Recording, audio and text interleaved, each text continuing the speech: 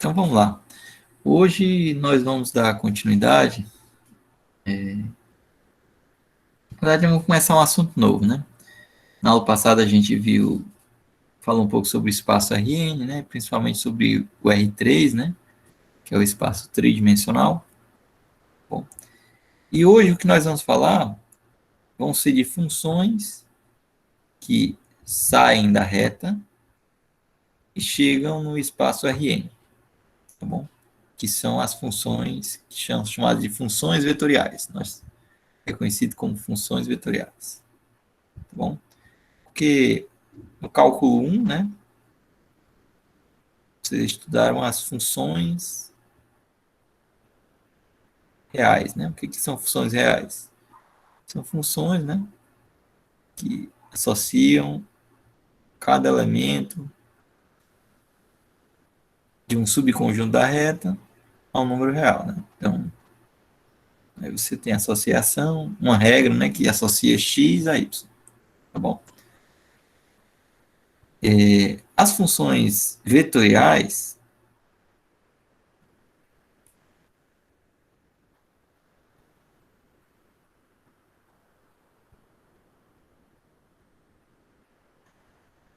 a principal diferença é porque em vez de o contradomínio ser o conjunto dos números reais, o contradomínio vai ser o conjunto Rn, né, o espaço Rn, tá bom? Então, agora ao invés de associar cada número real a outro número real, a gente vai associar a um número no Rn, tá bom? Então agora a gente vai, como a gente só tem uma variável, tá bom? Então a gente não chama geralmente de x, né, do domínio x, a gente chama de t, tá bom? Então para cada t eu vou associar um número f de t. Para até trocar a letra, geralmente quando a gente trabalha com funções vetoriais, a gente denota a função vetorial por uma letra maiúscula, tá bom? Então, no caso, a função vetorial f, ela associa cada t a um vetor no Rn, né? ft. E esse ft, como é um cara do Rn, ele tem as suas n coordenadas, né? Então, a gente chama de f1 de t, f2 de t, até fn de t. Tá bom?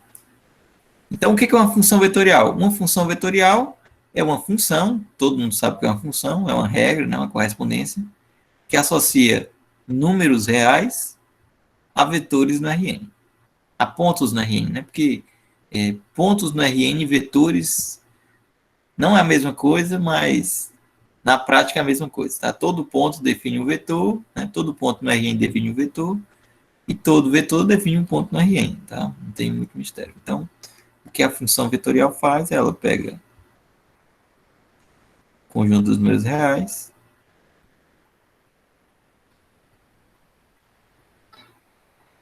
e vai associar a um ponto no Rn. Então, você pega um pontinho no Rn,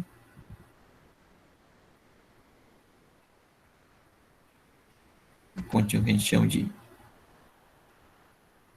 f de t, então ela pega o t, através de uma regra, leva no ponto f de t. Só que, como eu falei já, todo ponto define um vetor, né? Então aqui eu tenho um vetor que é chamado de vetor posição, né? Sempre o vetor ele sai da origem e vai até um ponto dado, né? Tá bom? Então por isso que é função vetorial, né? Porque ela associa a cada ponto um vetor, né? Um vetor no Rn, tá bom? Alguém pode achar estranho que eu estou desenhando o Rn só como três coordenadas, tá? Mas é só um abuso de notação, tá bom? Isso aqui não tem nada a ver. E o Rn a gente não consegue nem desenhar, né? Então a gente quando quer desenhar, a gente sempre coloca três coordenadas, tá bom? Beleza. Tá. Então, a gente define função vetorial dessa forma. Função vetorial. Deixa eu destravar aqui o computador.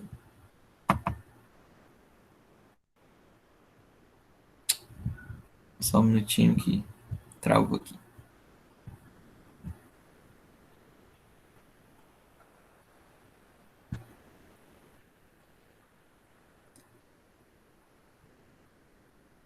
Só um minuto, pessoal. Travou aqui o programa que eu estou usando. Vou abrir de novo.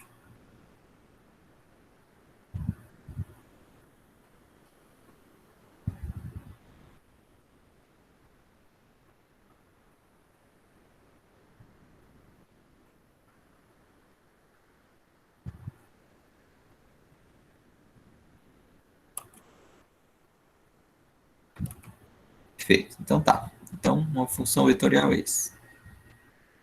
Vamos aqui ver um exemplo agora da função vetorial, né?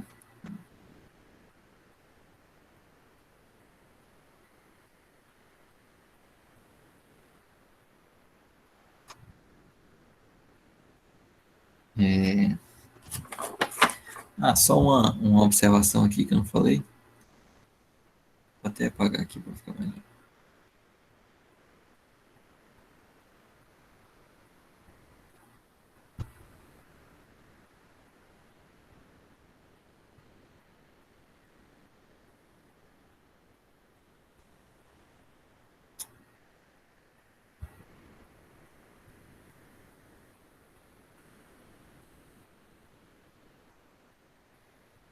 Beleza.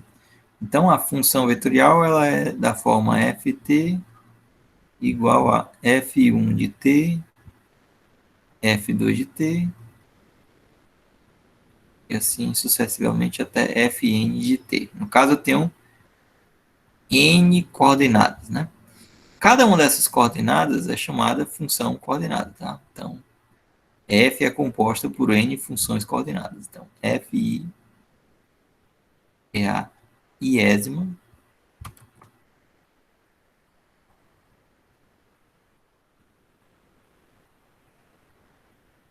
função coordenada de f, tá bom? E tudo que a gente vai ter de propriedades vão ser em cima dessas funções coordenadas, tá? Coordenada. Então, tudo que a gente vai precisar de propriedades, a gente vai extrair dessas funções, que são as funções coordenadas. Tá bom? Então, vamos dar um exemplo aqui. Vou dar um exemplo aqui no R3, tá? Então, vamos pegar f de t igual a regra, que é da seguinte forma. É t, 2 menos t e 2t. Tá bom? Então, essa é uma função, né, vetorial, que no caso ela está definida em toda a reta, né? Porque aqui nas funções coordenadas, são funções lineares, né? Funções de primeiro grau, não tem nenhum problema, né? Bom, também outra forma de escrever essa função vetorial seria escrever utilizando a base canônica, né, do R3, que seria TI mais 2 menos TJ mais 2TK. Lembrando que o I é 1, 0, 0, o J é 0, 1, 0 e o K é 0, 0, 1. Tá bom? Então, a gente tem essa função vetorial. As funções coordenadas, quem são, né? É a função f de 1 igual a t, f2 igual a 2 menos t, e f3 de t igual a 3t. Opa, 2t. Tá? Beleza. Outra coisa que a gente pode fazer é tentar esboçar quem que seria, não gráfico, né? Mas como é que seria a imagem dessa função, né? Porque a gente tem para cada t, através da f, eu estou associando pontos no R3, né? Então, como é que seria a cara dessa função no R3, né? Aí você pode utilizar o quê? Tentar diminuir o número de variáveis, né? Tentar juntar essas variáveis, né? Porque, como aqui é a primeira variável, aqui é como se fosse o x aqui é como se fosse o y, e aqui é como se fosse o z, né? É assim que está agindo a função, né? Então, eu tenho que x é igual a t, y é igual a 2 menos t, e z é igual a 2t. Isso aqui já é conhecido, né? No caso, essa é a equação paramétrica de uma reta, né? Então, no caso, essa função vetorial, ela faz o quê? Ela pega os números reais e associa a uma reta, tá? Uma reta no R3. Tá bom? Também você poderia escrever essa equação dessa reta de uma forma diferente, né? Você pode pegar, no lugar de colocar t, você colocar x, né? Então você teria que y é igual a 2 menos x e z é igual a 2x. Né? Aí você vai ter o quê? Vai ter que t é igual a x, que é igual a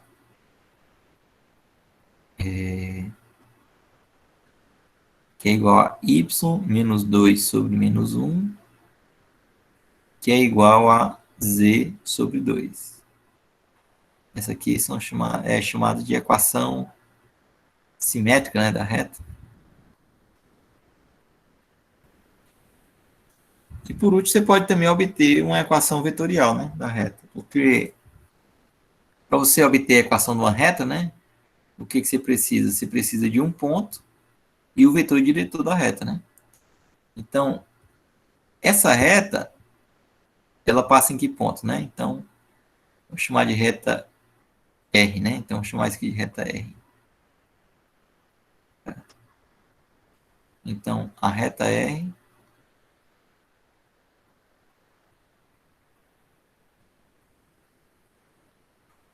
passa pelo ponto, por exemplo, P, dada por que coordenadas, né? Vamos, por exemplo, colocar t igual a zero. Se eu colocar t igual a zero, eu vou ter o ponto 0, 2 e 0. Então, ela passa por esse ponto e tem como vetor diretor, né? O vetor diretor da reta é justamente os coeficientes de t, né? Que é o vetor v igual a 1, menos 1 e 2. Daí, a equação vetorial de R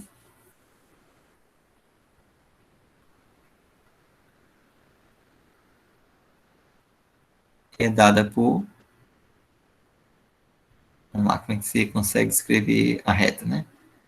Você consegue escrever... a gente pode escrever RT, né? Igual a o ponto mais VT. O ponto é 0, 2, 0, mais o vetor é 1, menos 1 e 2.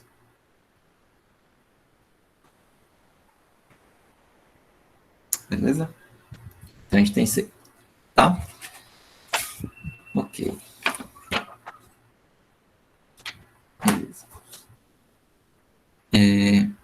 Então, beleza. Como a gente tem que a imagem por funções vetoriais são vetores, você pode também realizar operações algébricas com funções vetoriais. Bom, vou colocar com uma observação aqui.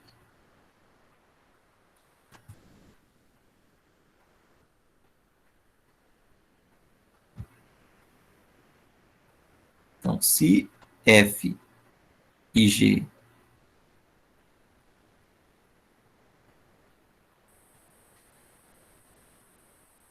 são funções vetoriais e u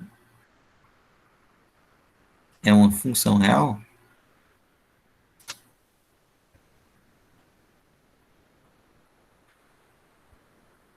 então podemos realizar algumas operações algébricas, tais como. Então, algumas operações algébricas que você pode fazer, né? Você, por exemplo, você pode definir a soma de funções vetoriais. Então, quem seria a soma de funções vetoriais? Seria pegar f de t mais g de t. No caso, isso aqui é uma nova função vetorial, né? Em que essa nova função vetorial, a regra dela é dada por quê?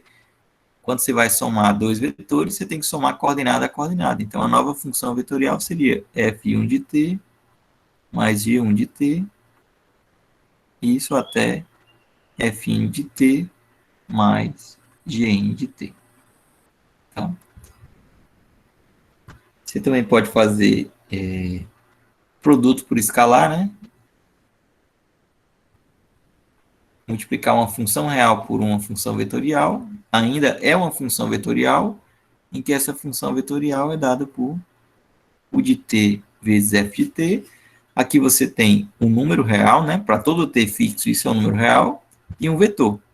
Então, aqui você vai realizar o produto de um número por um vetor. E aí, isso é feito da seguinte forma. Multiplica o número real por cada coordenada do vetor. Então, aí você obtém outra função vetorial. Bom, além disso, você pode realizar o produto interno entre duas funções vetoriais. Tá? Então, você pode fazer f interno com g.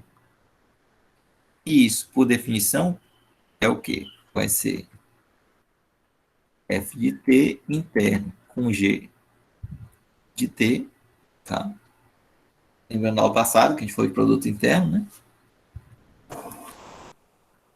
E esse produto interno aqui, ele é calculado como? Ele é f1 de t, g1 de t, até fn de t, gn de t. Além disso, se você tiver em R3, tem mais um tipo de produto que a gente viu, que é chamado de produto vetorial, né? Então, se n é igual a 3, então f vetorial com g de t é igual a f de t vetorial com g de t.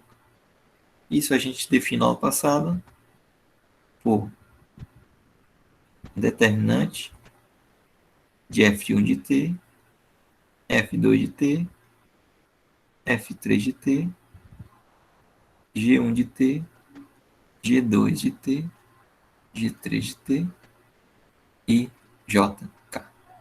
Então, como a gente viu, a melhor forma de decorar isso aqui era usando esse determinante, né? Tá bom?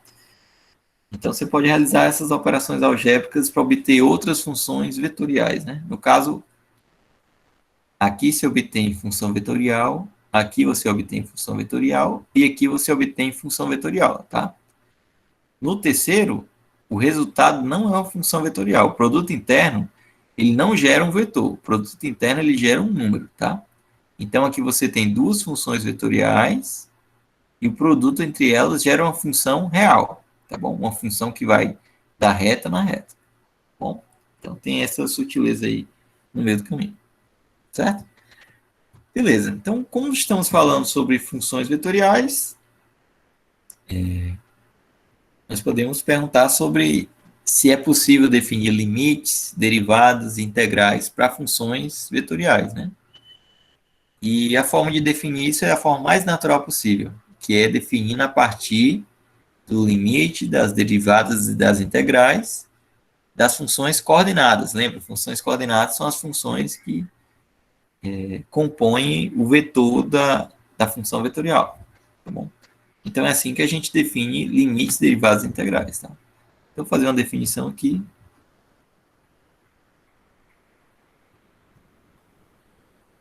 Então,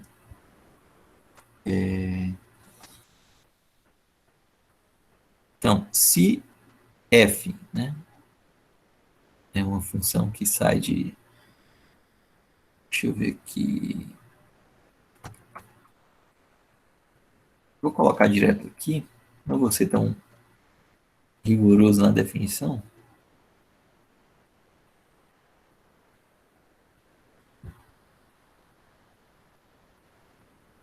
Então você tem uma função vetorial, tá bom? Quando eu estou escrevendo função vetorial aqui, fica subentendido que existe um domínio que está bem definido, tá bom? Nem toda função vetorial está definida em toda a reta, tá? Tem funções vetoriais que têm problemas, igual a função real normal, tá? O domínio não é o conjunto dos números reais inteiro, né? Pode acontecer. Se uma dessas funções aqui coordenadas, o domínio dela não for os reais, então você vai ter que restringir o domínio da função vetorial f, tá? Então eu escrevo assim, mas já fica subentendido que eu estou pegando o maior domínio possível para essa função f. Tá? Então, se f é dado dessa forma, é uma função vetorial.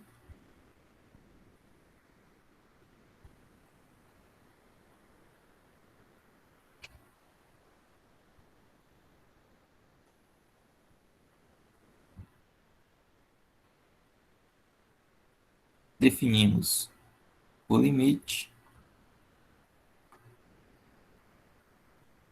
a derivada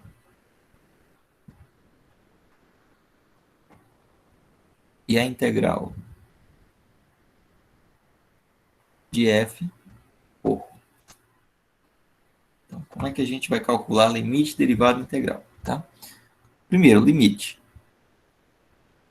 Vamos calcular o limite de quando t tende a um pzinho de f de t.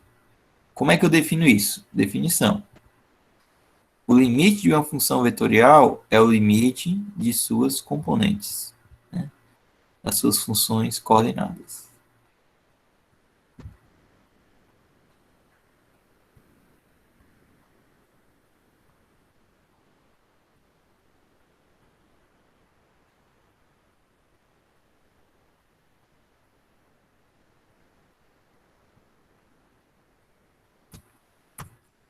Vou colocar aqui o P é um cara em R, tá?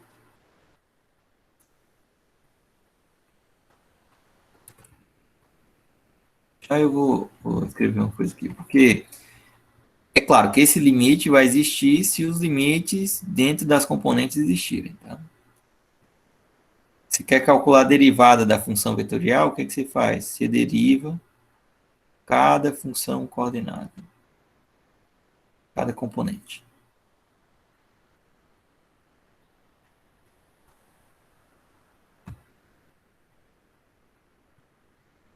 E o terceiro, você quer integrar uma função vetorial, o que você vai fazer? Você vai integrar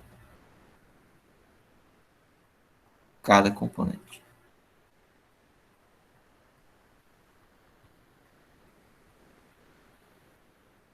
Certo? Então, é assim, desde que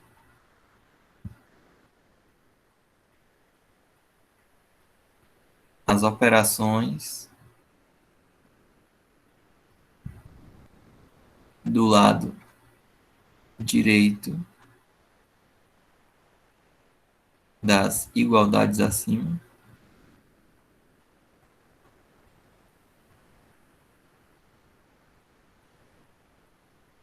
façam sentido. Tá bom? Aqui não existe nem muito recurso, né? Porque é bem intuitivo, né? O que você vai fazer, tá? Então, você quer calcular limites, derivadas integrais, você vai calcular limites, derivadas integrais das funções componentes, tá? Nenhum mistério para isso. Beleza. Aqui a gente vai fazer algumas nomenclaturas parecidas com o que você fazia no cálculo 1, né? Então, vou chamar de nomenclaturas.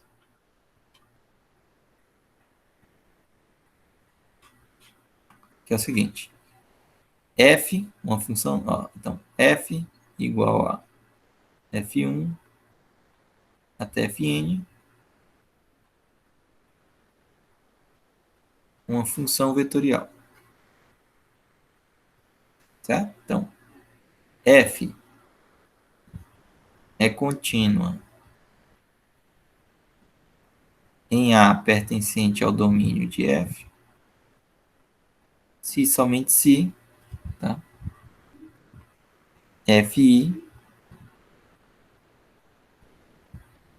é contínua em A para todo I igual a 1 até N.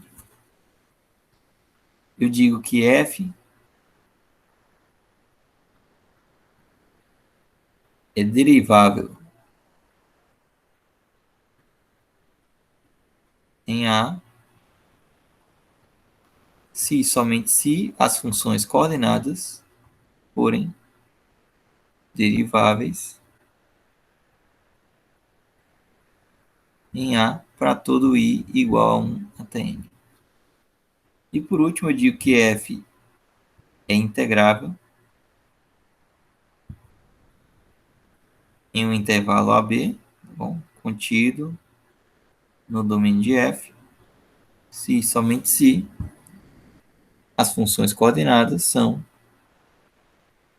integráveis em AB para todo I igual a 1 até N. Tá bom? Então, vocês estão observando que é a mesma coisa, bem dizer, né? O que você está fazendo é que em vez de você ter só uma função, agora você tem N funções, né? Então, a sua regra não tem só uma função, ela tem N funções, né? Então, você vai ter que olhar cada uma das funções coordenadas, não tem nenhum mistério para isso, tá? Então, vamos fazer um exemplo aqui para a gente treinar essas derivadas, integrais, limites, tá? Para a gente não ter nenhuma dúvida, tá bom? Deixa eu ver aqui onde é que eu tô.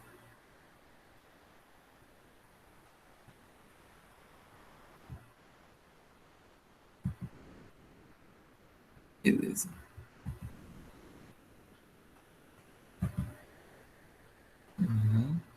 Aqui, tá.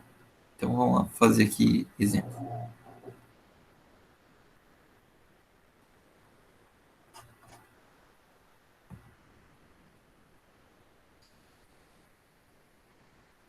O exemplo que eu tenho é esse aqui, ó. Determine o limite de quando t vai a zero de f de t. Eu quero saber quanto é f' de 1 e a integral de 0 a π sobre 2 de f de t dt, se f de t é a seguinte função vetorial: 1 mais t ao cubo, t elevado a menos t e seno de t. Bom, então bem simples o exemplo, né? Então o que você vai fazer? Primeira coisa, o limite, você quer calcular o limite de quando t vai a zero de f de t, o que você vai fazer? Você vai calcular o limite de cada uma das funções coordenadas, né? Então, limite de 1 mais t ao cubo, limite de t elevado a menos t e o limite do seno de t. Quando t tende a zero, de 1 mais t ao cubo dá 1. Quando t tende a zero, aqui vai ficar 1 vezes 0, dá 0. E quando t tende a zero no seno de zero, função contínua, né? Seno de 0 a 0, então fica 0. Calcular a derivada de f de t, derivada de 1 mais t ao cubo é 3t ao quadrado. A derivada de t elevado a menos t é deriva a primeira, mais repete a primeira e deriva a segunda. A derivada da segunda é menos 1, né? Fica menos t elevado a menos t, e a derivada do seno é cosseno. Então, isso implica que f' de 1 vai ser 3 elevado a menos 1 menos elevado a menos 1, que dá 0, né? E o cosseno de 1. Tá bom? Agora, por último, vamos calcular a integral. Então, integral de 0 a π sobre 2 de f de t dt vai ser igual a integral de 0 a π sobre 2 de 1 mais t ao cubo dt, integral de 0 a π sobre 2 de t elevado a menos t, e a integral de 0 a π sobre 2 do seno de t dt. Tá? Então, você calcula aí as 3 integrais e aí você consegue descobrir. Tá bom? Fica como exercício aí para vocês treinarem. Bom,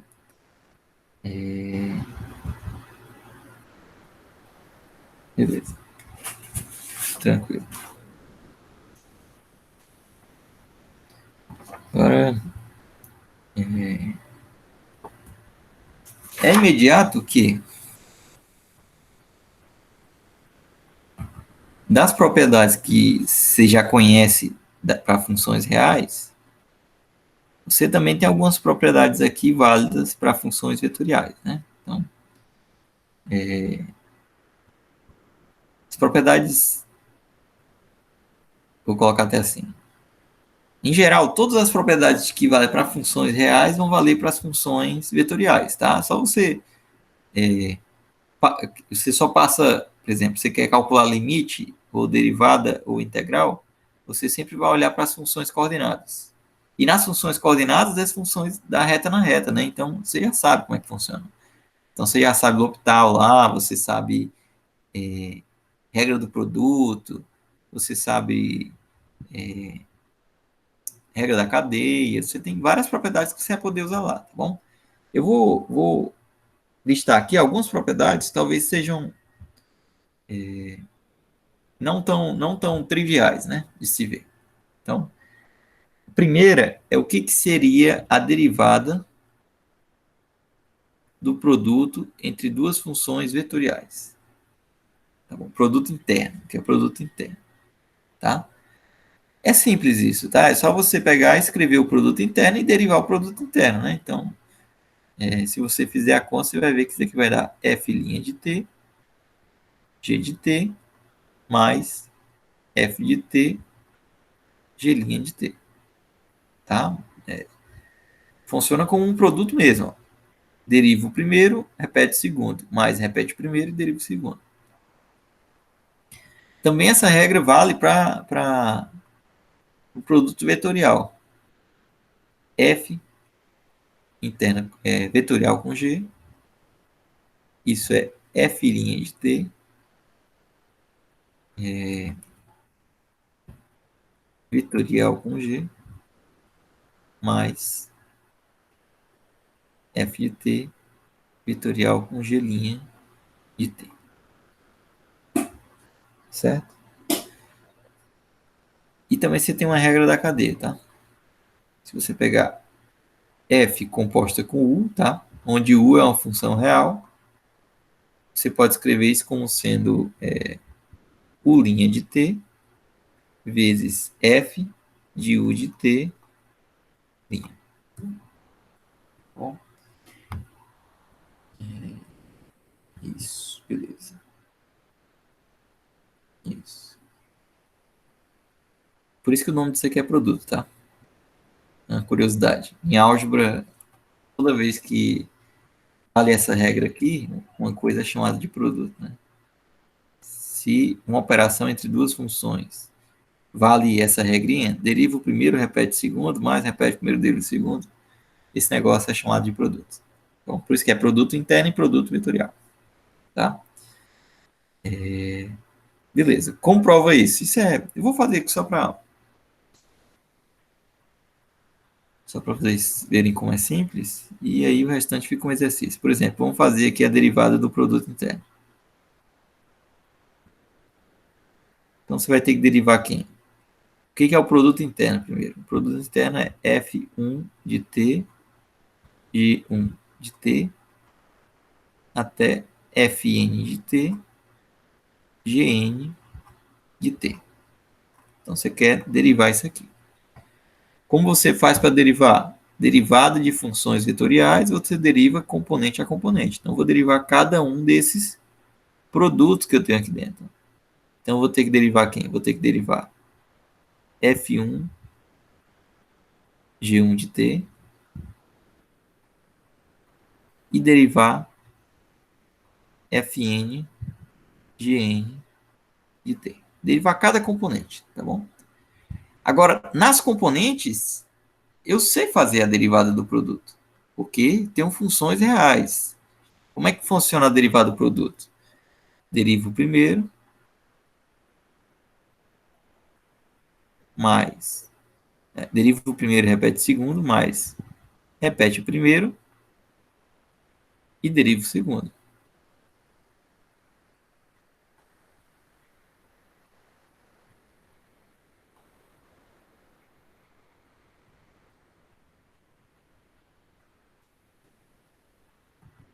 Ora, e agora você pode separar em somas, né? Você separa o primeiro, que é F1 linha de T, G1 de T, aí tem F2 linha de T, G2 de T, até o último, que é Fn linha de T, Gn de T.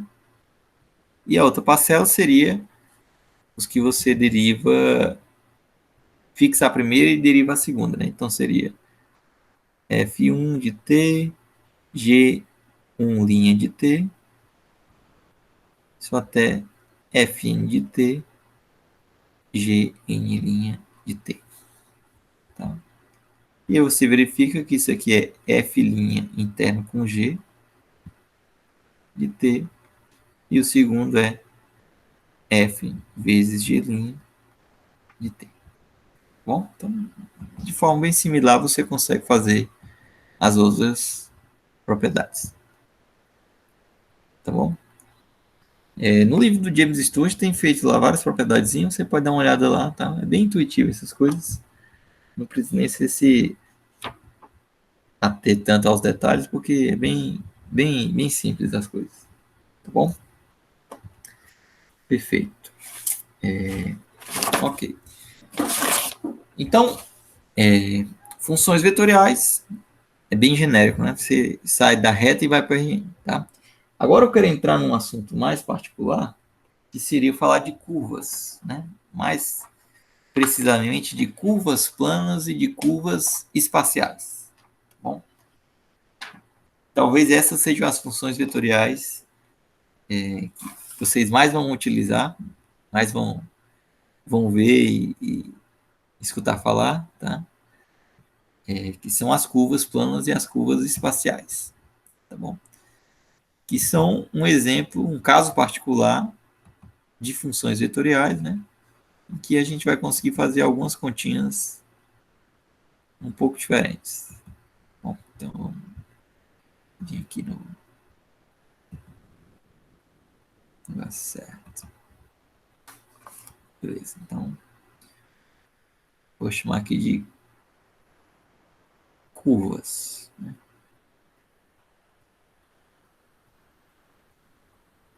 Vou chamar de curvas planas e curvas espaciais.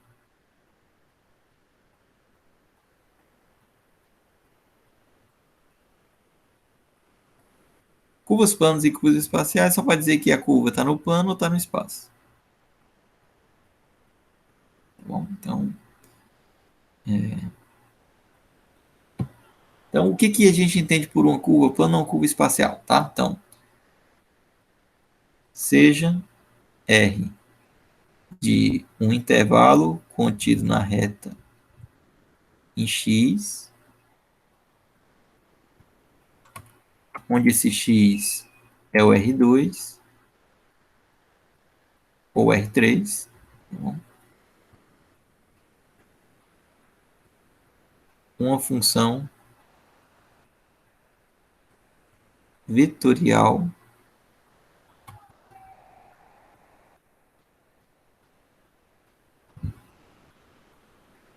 contínua. Uma função vetorial contínua. Então é o seguinte, o conjunto dos pontos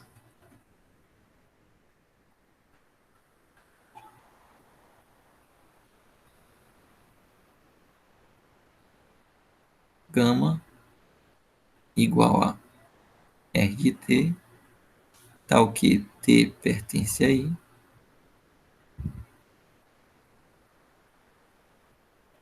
é chamado de curva gama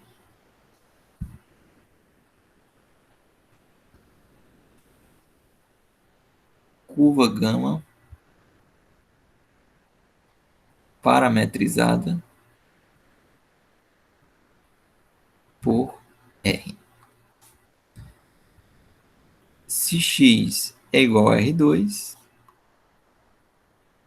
então gama é uma curva plana. Se x for R3, então dizemos que gama é uma curva espacial.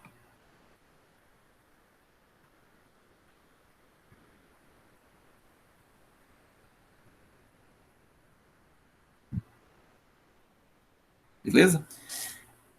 Então, até eu no início falei que curvas eram um caso particular de funções vetoriais. Na verdade,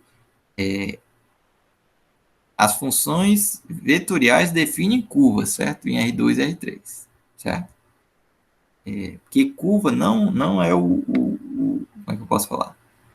Não é a função, a curva é o traço, tá bom? A curva é o traço. Por quê? Porque você pode representar o traço por várias funções vetoriais. Por exemplo, vamos pegar aqui um exemplo. Um exemplo aqui, ó. Vamos pegar no plano R2, tá? Vamos pegar uma circunferência. Tá? Uma circunferência. Agora eu quero saber uma função vetorial que eu consiga que a imagem, o conjunto imagem, certo? O conjunto dos pontos por R, né? Dá a circunferência. Pergunta é essa. Tá bom? Então eu poderia citar várias, né? Por exemplo, pega R1 de t igual ao cosseno de t e o seno de t. Tá? Ó, nota que todo ponto aqui ele tem coordenada x cosseno, certo? Cosseno do ângulo. E a coordenada y é o seno do ângulo. Tá? Então, se eu fizer o t variar de, por exemplo, 0 a 2π, eu tenho que o conjunto imagem de R de t vai ser, R1 de t vai ser justamente essa referência. Né? Só que também se eu fizer isso com cosseno de 2t e seno de 2t, também eu vou ter a circunferência também, tá? Não vai trocar. O que vai modificar é que eu vou estar andando mais rápido, mais devagar. Vou estar andando mais devagar, né? Tá bom? Mas o que eu quero falar é o seguinte para vocês, que o que define a curva não é como você parametriza ela, né? Não é como você está colocando ela, a regra que você usa para significar ela, tá bom? A curva, o traço é o traço, tá? Independe de como você representa ela. A palavra melhor é essa, representa. Bom, então beleza. Vamos ver um exemplo aqui. Já dei um exemplo da circunferência, né? Vamos fazer aqui um exemplo de outra curva. Então, seja R de t igual a cosseno de t, seno de t, t. Tá bom? E T pode variar nos reais mesmo. Tá? Beleza. Então, o que acontece aqui, ó? Como eu falei aqui em cima, né? Você tem o cosseno, o seno, né? Então, só as duas primeiras coordenadas dariam uma circunferência. Né? Então, se você tivesse aqui no R3, como eu estou em três coordenadas, R é uma curva parcial, certo?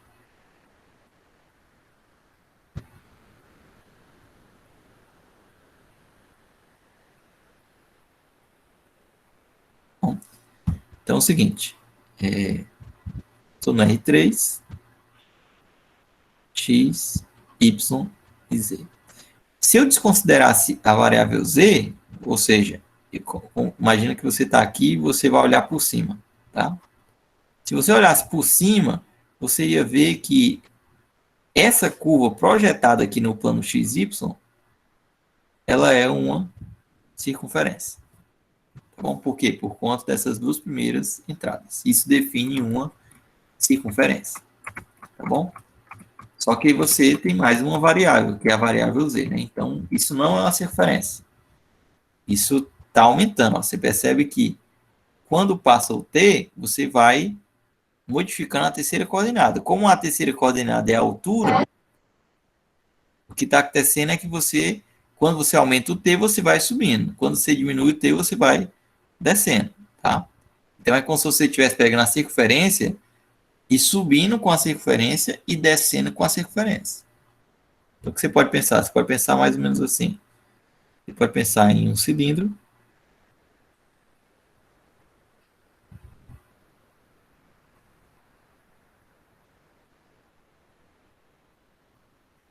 cilindro, tá bom? E com o passar do tempo, o que, é que acontece? Você vai girando em torno do cilindro, mas sempre subindo por causa da variável t.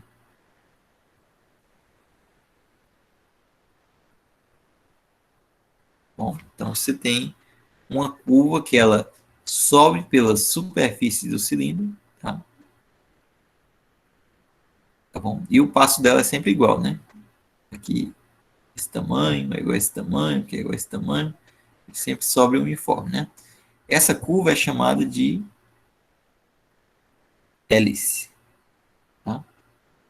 Por esse perfil helicoidal, né? De ser uma hélice, tá bom? Beleza? Dá mais um exemplo aqui de uma curva.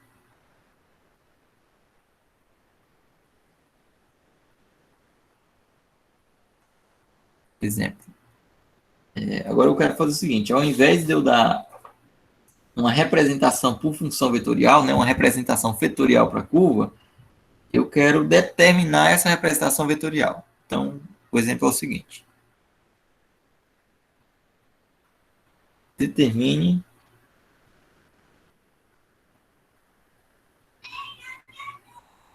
uma equação vetorial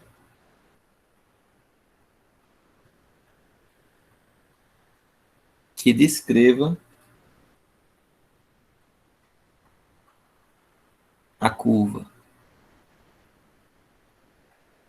interseção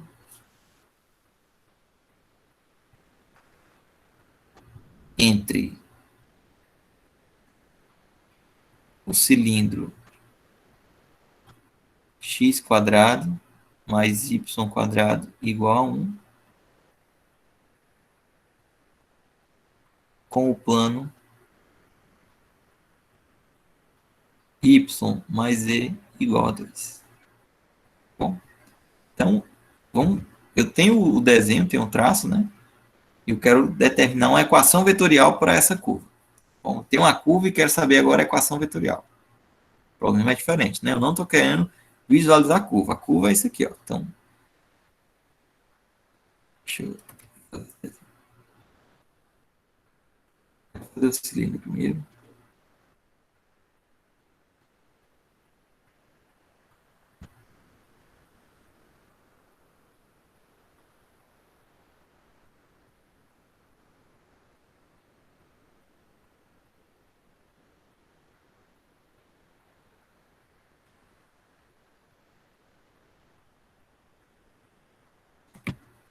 Beleza? Então, tenho aqui o cilindro, né? X quadrado mais y quadrado igual a 1.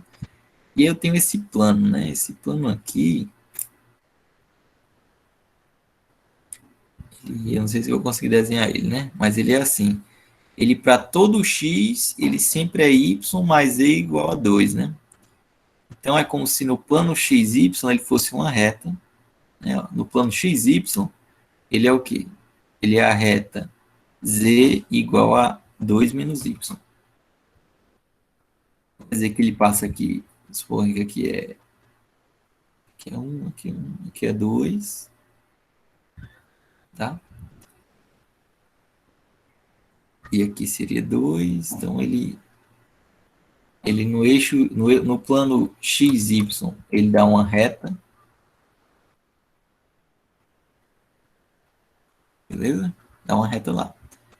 Só que aí ele tá em todo o espaço R3, né? Então, é mais ou menos assim, ó. Vou vir aqui como... Não sei se eu vou conseguir desenhar muito bem, mas...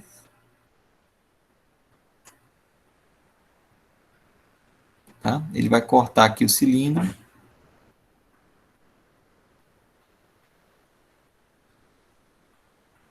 Nessa altura, tá bom? Mais ou menos aí. Tá? Então, quando ele chega aqui, ele corta aqui no 2 e aqui no 2, tá? Então, a retinha que contém o plano aí. Tá? O plano que contém essa retinha aqui, tá?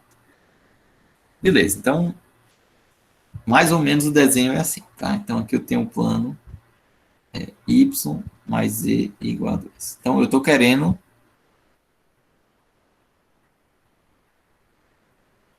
dar uma função vetorial que descreva essa curva, né? Então, fazer o seguinte. Para ter função vetorial, você tem que ter só uma variável, tá bom?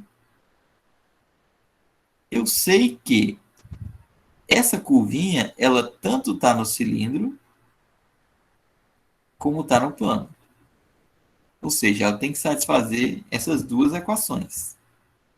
Então, se eu fizer x igual ao cosseno de t e y igual ao seno de t, então eu sei que eu estou no cilindro, né? Porque x ao quadrado mais y ao quadrado é 1. Tá bom? Mas se eu faço isso, então eu tenho o quê? Eu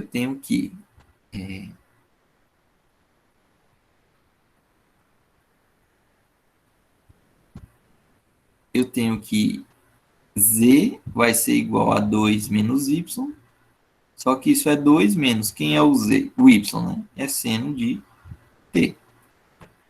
Aí observa o seguinte agora. Observa que eu tenho o x em função de uma variável t, o y em função de uma variável t, e o z em função de uma variável t.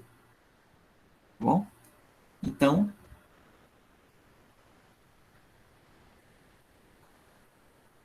uma equação vetorial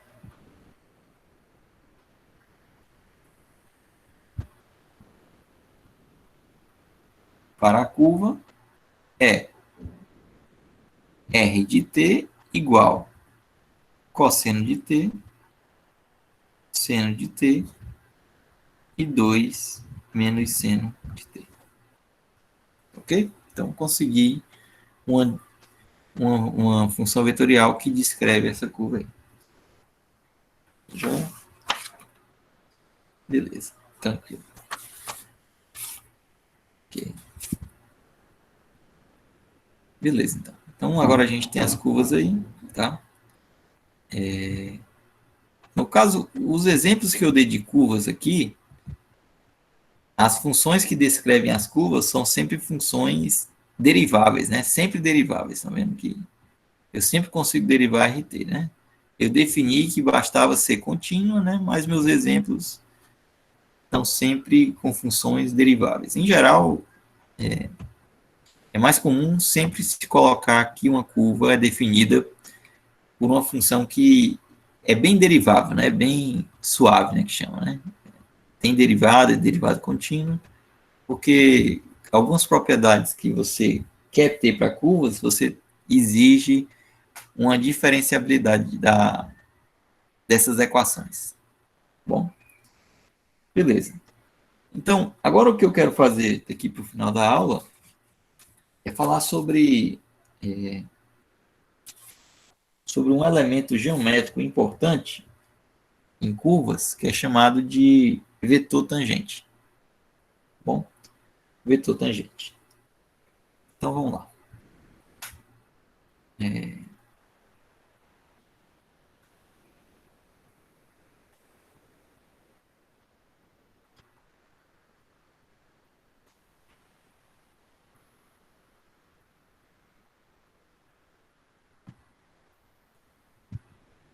Então, vamos pegar aqui uma curva espacial, tá? O que eu estou fazendo aqui, eu estou fazendo com espacial, mas vale para plana também, tá? Plana vale. Então, vamos pegar aqui uma curva, uma curva qualquer.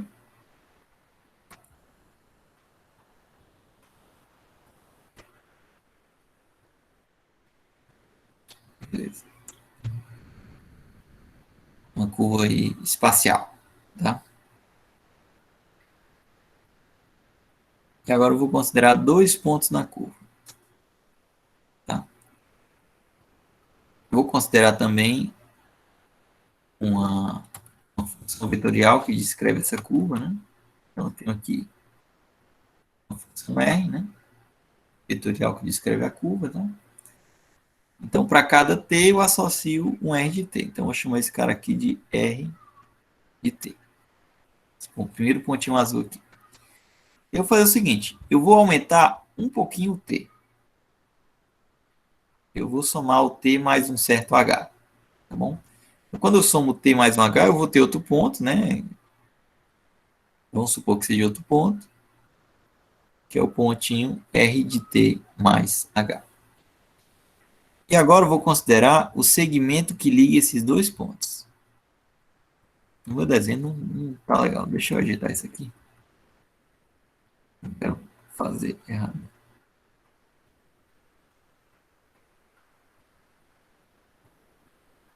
Minha curva está muito reta, né? Tem que ser uma curva bem curvada.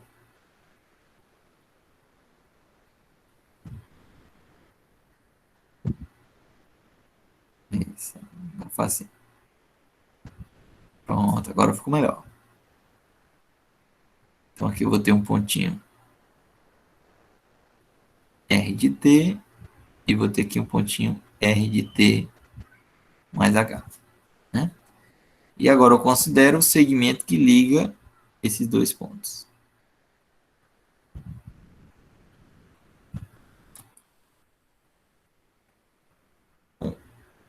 Você já deve ter ouvido falar, né, em alguns termos geométricos, né, que quando você quer falar de interseção entre duas curvas, dois planos, né, duas retas, né, que uma curva e uma reta, particularmente, né. Você tem, se você pega, por exemplo, uma circunferência e uma reta, né, a circunferência e a reta ela pode estar tangente, secante, né, ou a reta é tangente ou é secante ou não tem interseção, né. Se ela, a interseção de uma reta com a circunferência é apenas um ponto, a gente diz que a reta tangencia a circunferência. Se ela toca a circunferência em dois pontos, a gente diz que a reta é secante à circunferência, né? E esses termos secante e tangente, eles também valem para curvas, tá bom? Então, quando você quer pensar em reta secante, né, a uma curva, quer dizer que a reta ela toca a curva em dois pontos, tá? E vamos pensar tudo esse local. Como assim local, professor? Porque se você olhar esse local dessas curvinhas aqui, né? Aí você pega uma reta, toca três pontos, né? Eu não quero assim, não. Eu quero olhar sempre em vizinhanças pequenas. Vizinhança é tipo assim, regiões próximas de um ponto, tá? De modo que eu tenha sempre ou tocar em dois ou tocar em um ponto. Bom, então vamos pensar assim. Então a gente tem secante e tem tangente, tá? Por exemplo, essa retinha verde que eu desenhei aqui, tá? Vou chamar de reta, sei lá, reta P. Essa é uma reta secante a curva, tá bom? Secante a curva.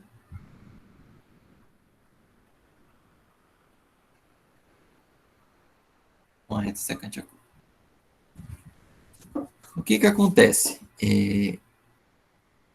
Quanto menor for o h, pela continuidade da r, eu tenho que esse pontinho aqui, de r de t mais h, ele vai ficar cada vez mais próximo do r de t. Né? Então, tipo assim, se eu diminuir o h, eu vou ter que esse ponto rt mais h, ele vai ficar cada vez mais próximo de rt. Tá? E com isso você pode observar que a sua reta secante ela vai tender a tocar a sua curva em apenas um ponto, que é o ponto R de T. Tá bom? Apenas um ponto, que é o ponto R de T. Tá? Então, vamos pensar em vetores, né? Em vetores. Eu tenho um vetor para a reta que vai tangenciar, né? Então, eu tenho um vetor para essa reta que vai tangenciar, e eu tenho um vetor para a reta que é secante. Tá? O vetor para a reta secante é quem? É simplesmente pegar a diferença entre os pontos. Tá bom? Então, se eu fizer a diferença entre os pontos, eu tenho um vetor da reta que é secante. Agora, se eu dividir esse vetor por h, eu não vou mudar a direção do meu vetor. O que eu vou mudar é só a intensidade. Né? Eu vou só diminuir o vetor, porque eu estou dividindo. Diminuir ou aumentar. Né? Não sei qual é o tamanho de h. Então, eu não vou mudar a direção, nem a posição, só vou mudar a intensidade. Né? Então, aqui eu vou ter isso daqui ainda continua sendo um vetor diretor para essa reta secante. Tá bom? Só que quando eu faço o h tender a zero, esse vetor ele vai se aproximar cada vez mais do meu vetor da reta que é tangente. Tá bom? Então, isso daqui, quando o h tende a zero, se aproxima do vetor da reta tangente. E perceba que tudo isso que a gente está fazendo são ideias que vocês já viram no cálculo 1, né? Não tem nada especial. A diferença é que no cálculo 1 você via em duas dimensões, né? Lá você só tinha duas dimensões. Aqui você tem três, tá? Você tem largura, profundidade e altura, tá? Beleza. Só que se você faz o limite de h tendendo a zero dessa razão,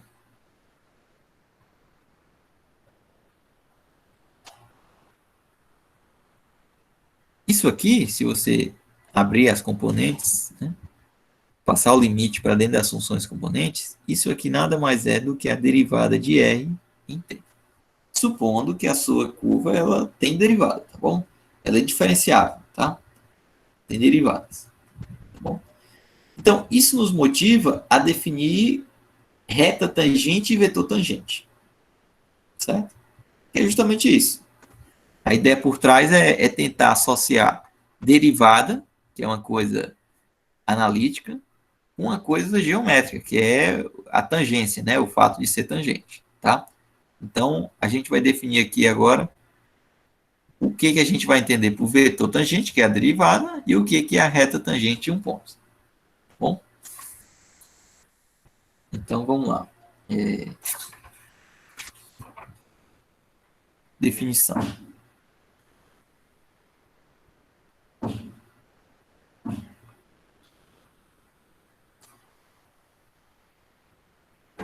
Seja gama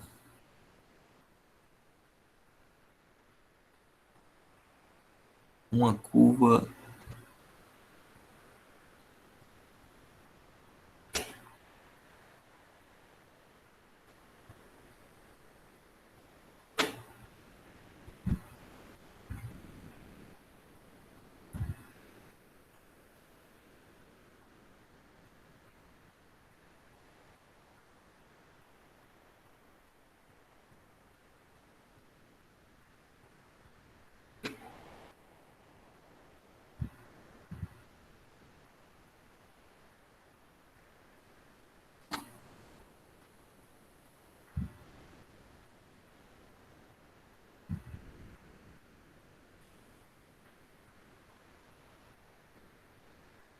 Então, você tem aqui uma curva que é descrita por uma função R.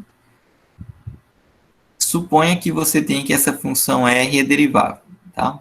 Você consegue derivar ela em um certo intervalo, tá?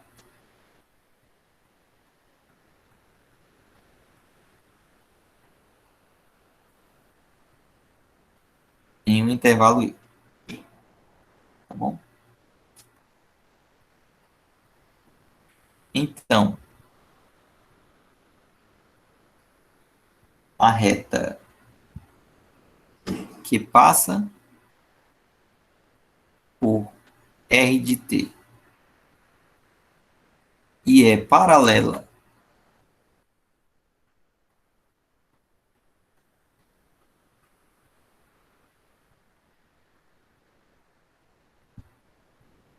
ao vetor R' de t,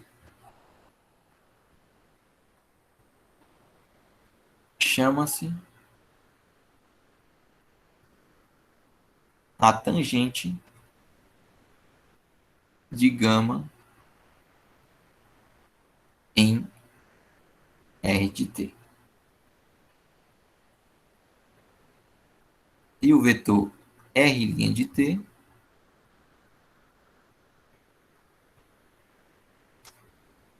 é chamado de vetor tangente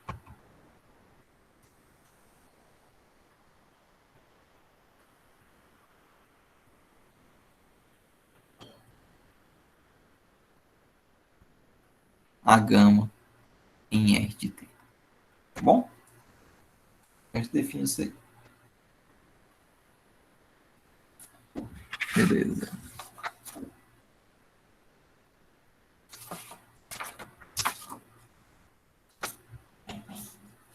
Vamos fazer um exemplo sobre isso. Um exemplo simples.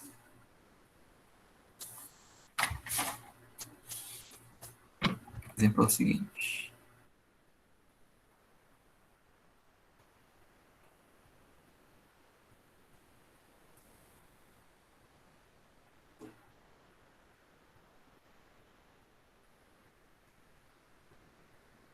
Eu estou falando de curva espacial, mas isso também vale para a curva plana, né? Então, vamos dar um exemplo com uma curva plana. Então,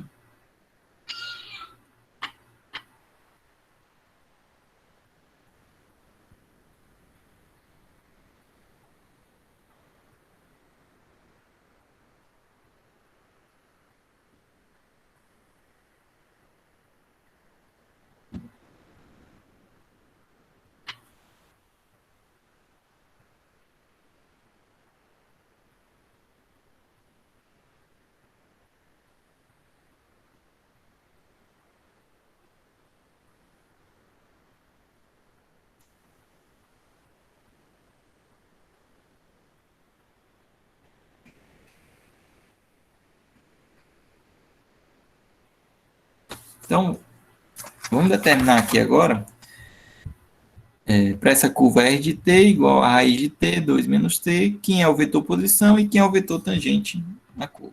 Bom, então, o que você pode fazer primeiro é pensar quem é essa curva no R2, né? Então, você tem aqui R, tem aqui T, né? Aí tem a curva que faz isso. Mas o que é isso no R2, né? Que curva é essa? Né? Então, você tem o seguinte, ó, você tem aqui X e aqui você tem Y, né? Então, você tem que Y é igual a 2 menos X ao quadrado.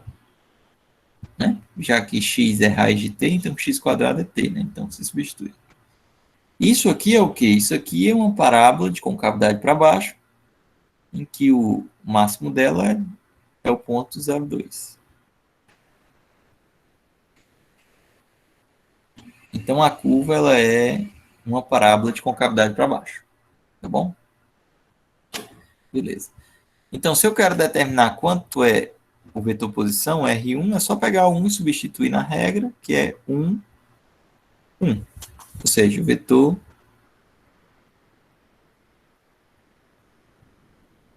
1. Deixa eu botar em outra cor. Então, esse é o vetor posição. É o vetor 1. Agora vamos determinar quem é o vetor tangente, né? Então, tem que derivar a função R. Então, a derivada de R é quanto? É meio de 1 sobre a raiz de t. Derivada de 2 menos t vai ficar menos 1. Então, isso implica que R' de 1 vai ser igual a meio e menos 1. Então, x é igual a meio e o y é igual a menos 1.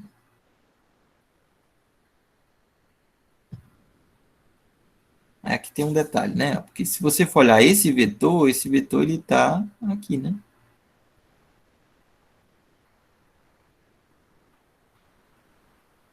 Então, o vetor ele não é tangente, o vetor ele é aqui embaixo.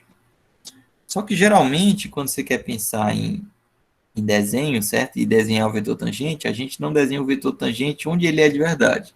A gente sempre desenha aqui no ponto. Onde termina o vetor posição é que a gente vai desenhar o vetor tangente. Então, o que eu faço? Eu pego esse vetorzinho que eu tinha aqui e penso nele começando aqui, ó. Tá? Então, em muitos exercícios de geometria, a gente vai ter que pensar assim, tá? Sempre o vetor ele vai começar onde termina o vetor posição, tá bom? Para fazer sentido ser tangente, tá bom? Aí, de fato, faz sentido ser um vetor tangente, tá bom? Então, deixa eu ver se eu tinha alguma coisa mais a falar. Ah, sim, tem mais uma coisa que eu queria falar, que é mais uma definiçãozinha bem simples, que é o vetor tangente unitário, que esse é o vetor que a gente vai usar, tá bom? Então, se a norma de R' de t é diferente de zero, definimos o vetor tangente unitário por. Então, t grande de tzinho é o nosso vetor unitário, que ele é dado por quê? É dado pela normalização do vetor tangente. Então, você pega o vetor tangente e você normaliza. O que é normalizar? Dividir pela norma. Tá bom? Então, esse é o vetor tangente. Lembrando o que é norma, né? A norma é o seguinte. Então, tem o R' de t dividido. Vou fazer em R3, tá? Então, é R1 linha. Melhor do que fazer isso. Onde a norma de R' de t é igual a raiz quadrada de R1' de t ao quadrado mais R2' de t ao quadrado mais R3' de t ao quadrado. Bom, se fosse curva plana, seria só as duas primeiras, né? A última coordenada não teria. Tá bom? Por exemplo, desse exemplo anterior, quem que seria o vetor tangente, né? O vetor tangente, ó, como eu já tenho aqui o derivado, é só calcular a norma, né? Então, vou fazer aqui do lado. O que está faltando é fazer a norma. Então, quem que é a norma? A norma de R' de t é igual a raiz, né? De quem? Ó, primeiro lá é 1 sobre 2 raiz de t ao quadrado mais menos 1 ao quadrado. Vai ficar raiz. Esse cara aqui dá 1 sobre 4t mais 1. Então, você pode escrever isso como sendo raiz de 1 mais 4t sobre 2 raiz de t. Tá? Então, quem é o vetor tangente? O vetor tangente é o vetor, né, que é raiz de t, a derivada do vetor, né? A derivada do vetor posição, que é rt. Vai ficar 1 sobre 2 raiz de t menos 1 sobre esse cara que é 9.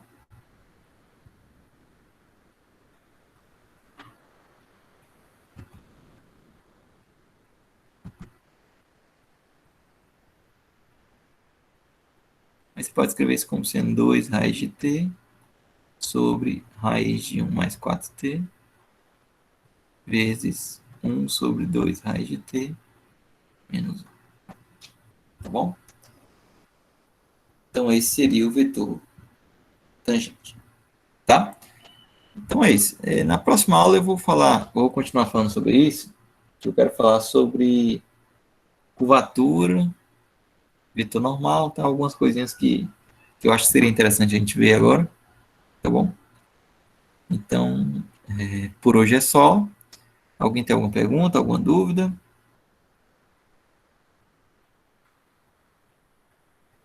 Por enquanto não, né? Beleza, então. Deixa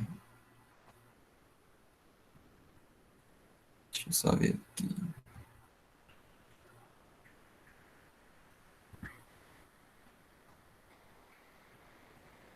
Beleza, então por hoje é só, pessoal.